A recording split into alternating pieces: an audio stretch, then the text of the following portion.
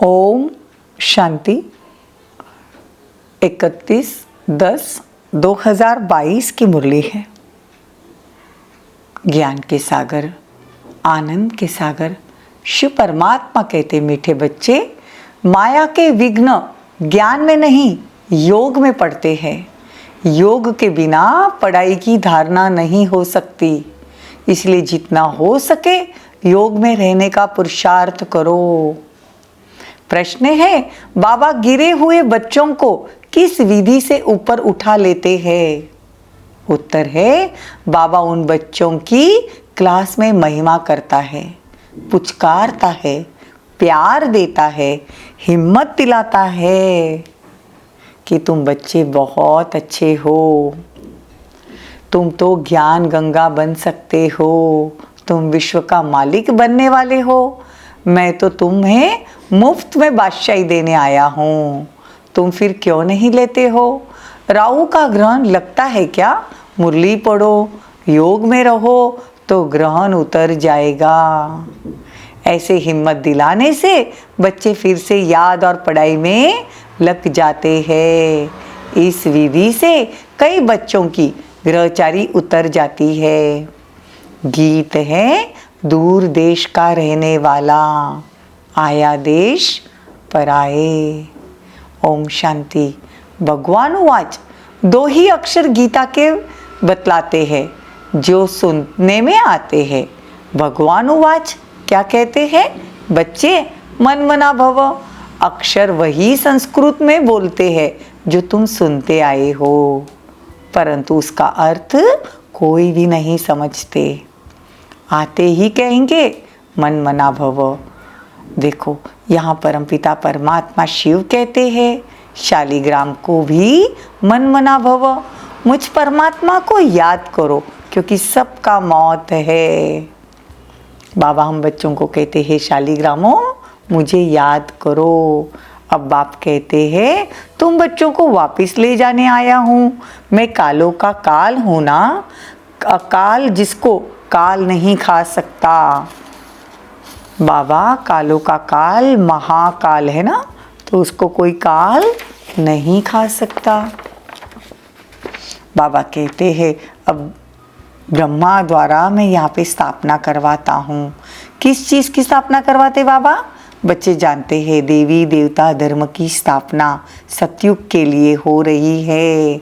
इसीलिए बाप कहते हैं, मुझे याद करो तो मेरे पास आ जाएंगे।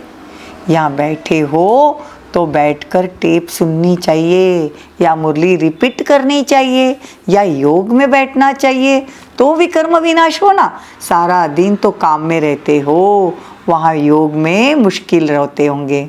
यहाँ माया विघ्न डालती है। माया ज्ञान से नहीं हटती, लेकिन योग से हटाती है। देखो, माया ज्ञान से नहीं हटाती। मुरली हम अच्छे से सुन सकते हैं, लेकिन योग में बैठते हैं तो फिर माया आ जाती है। संकल्प विकल्प आते हैं। संकल्प विकल्प योग में रहने नहीं देते। पढ़ाई में इतने विघ्न नहीं पड़ते। हाँ, अगर योग में नहीं होगा तो पढ़ाई की धारणा नहीं होगी। ज्ञान से योग सहज भी है। बूढ़ी माताएं जो कहती है हमारी बुद्धि में इतनी पॉइंट्स नहीं बैठती, तो बाबा कहते अच्छा फिर मुझे याद करो, अल्फ को याद करो, बादशाही को याद करो, बस। बाबा कहते हैं, भक्तों भगत तो सब है ना, पर तो तुम सिकी लदे भगत हो जिन्होंने पूरा आधा कल्प भक्ति की। सब तो पूरी भक्ति नहीं करते। कल तक जो आते रहेंगे वो इतना समय भी भक्ति करेंगे, परंतु तुम ही पूज्य और पुजारी बनते हो। देखो, सतयुग में हम पूज्य बनते हैं, यहाँ पुजारी बनते हैं। वहाँ पे कोई भक्ति मार्ग नहीं होता है। सतयुग में ये सामग्री होती नहीं। सतयुग में तो ये कुछ भी नहीं होता, ये ज्ञान भी नहीं होता है, वो भी प्रायलोप हो जाता है। वहाँ कोई पुरुषार्थ नहीं जिसकी प्रारब्ध करनी पड़े। सारी प्रारब्ध इस समय के पुरुषार्थ पर है, तो हमको बहुत अच्छे से पुरुषार्थ करना चाहिए। सतयुग त्रेता में किसको ज्ञान है ही नहीं, वो थोड़े ही समझते हैं सतयुग के इतने सोने हीरे के महल कहाँ चले गए। क्यों गए? कहते द्वारिका नीचे चली गई, परंतु सागर में तो नहीं जाती। अर्थक्वेक आदि तो सब खलास हो जाएगा, फिर स्वर्ग का नामो निशानी नहीं रहेगा। प्रारब्ध भोग कर खलास कर दी तो उसका नाम निशानी नहीं रहता, न हिस्ट्री रहेगी। जैसे मंदिर बनते हैं तो उनकी हिस्ट्री होती है ना, पूजा कब से शुरू हुई, मोहम्मद गजनवी कब आया, कैसे भारत को लूटा। देखो मोहम्मद गजनवी 18 बार सोमनाथ का मंदिर लूट कर गया। ये सब ज्ञान की बातें अब बुद्धि में होनी चाहिए। ये तुम्हारा भोजन है, परंतु योग ठीक नहीं होगा तो सूतने समय भी खुश होगा परंतु ठहर नहीं सकेगा। पवित्र नहीं होगा तो ठहरेगा ही नहीं, इसमें किसी का वश नहीं। अगर हमारी बुद्धि पवित्र नहीं है, हम हमारी बातें इधर उधर झरमई झुगमई में है, तो हम बाबा के सामने भी बैठे होंगे तो भी योग नहीं लगेगा। तुमको मम्मा बाबा को फॉलो करना है, जितना हो सके बाबा को याद कर अपने विकर्म विनाश करने हैं। कहते ना, इन आंखों से जो कुछ देखेंगे वो सब कुछ खत्म होना है, और इसीलिए इन आंखों से सब कुछ देख, ये सब भूल अपने को आत्मा निश्चय करो। इन आंखों से जो भी देखते हैं सब भूल जाओ और अपने को आत्मा निश्चय करो। बाबा के पत्रों में तो चिटचाट होती है जो मधुबन में रात को सुनाई जाती है। मधुबन में बाबा हंसाएंगे भी, उमंग भी दिलाएंगे, कहेंगे तुम बड़ी अच्छी हो, ज्ञान गंगा बन सकती हो, क्या टेलीफोन ऑफिस में नौकरी करती हो, तुम तो महारानी बनने वाली हो, गिरने वाले को उठाना चाहिए। बाबा कहते मैं जानता हूँ बहुतों को राहु का ग्रहण लगा हुआ है, समाचार आते हैं तो बाबा उनको उठाते हैं। बाबा कहते मैं तुमको मुफ्त में बादशाही देने आया हूँ तो तुमको लेना चाहिए ना। तो बाबा कहते हैं अगर राहु का ग्रहण है तो मुरली सुनो, बाबा से योग लगाओ तो ग्रहण उतर जाएगा। ऐसे पत्र बाबा लिखते हैं, बहुत प्रकार के पत्र लिखते हैं। कईयों की तो कोई के साथ दिल लग जाती है तो आपस में प्लान बनाते हैं, अच्छा हम गंधर्व विवाह कर ले, मैं तुमको बचाता हूँ और तुम बंधनों में जाते हो।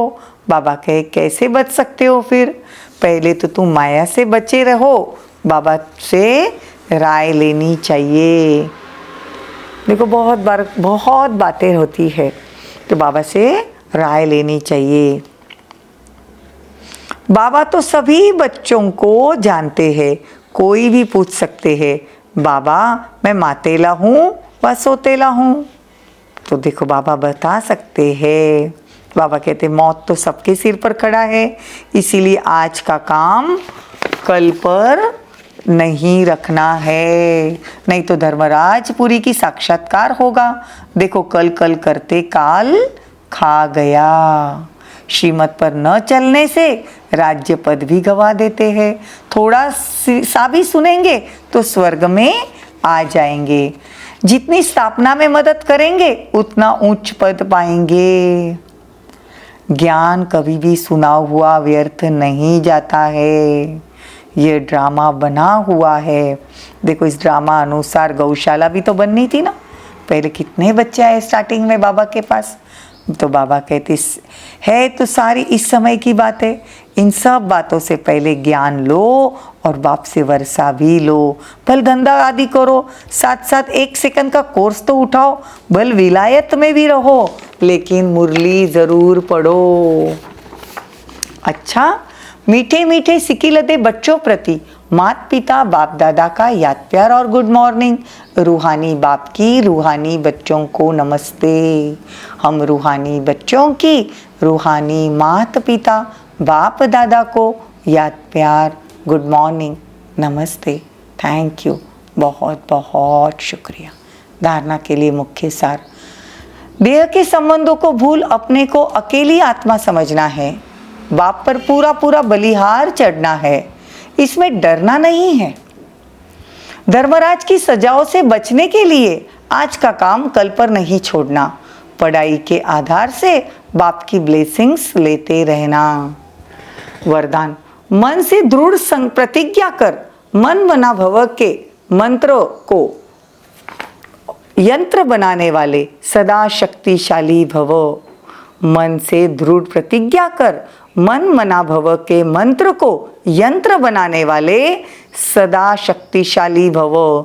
जो बच्चे सच्चे मन से प्रतिज्ञा करते हैं तो मन मना भव हो जाते हैं, और यह मन मना भव का मंत्र किसी भी परिस्थिति को पार करने में यंत्र बन जाता है।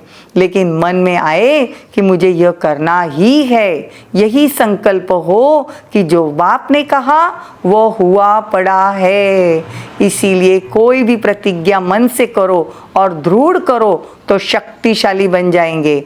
बार बार अपने को चेक करो कि प्रतिज्ञा पावरफुल है या परीक्षा पावरफुल है। परीक्षा प्रतिज्ञा को कमजोर न कर दे। स्लोगन, जो स्वमान में रहने वाली श्रेष्ठ आत्मा है उन्हें अपमान की फीलिंग नहीं आ सकती। ओम शांति, ओम शांति।